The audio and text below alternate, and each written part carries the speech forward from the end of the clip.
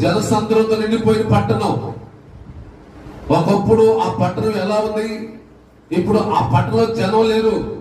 ఆ ప్రజలందరూ కూడా శత్రువు చేతులకు వెళ్ళిపోయారు. ఎవరి చేతులకు వెళ్ళిపోయారండి? శత్రువు చేతులకు వెళ్ళిపోయారు.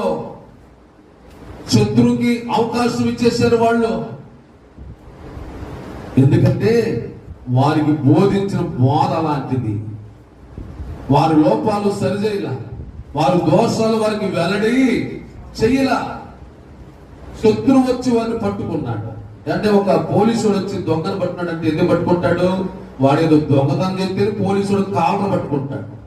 ఏ తప్పు చేయకపోతే కాలర్ పట్టుకునే దమ్ము పోలీసుడికి ఉండదు. ఏ తప్పు చేయకపోతే శత్రువు వచ్చి మనం పట్టుకునే దమ్ము వాడికి ఉండదు.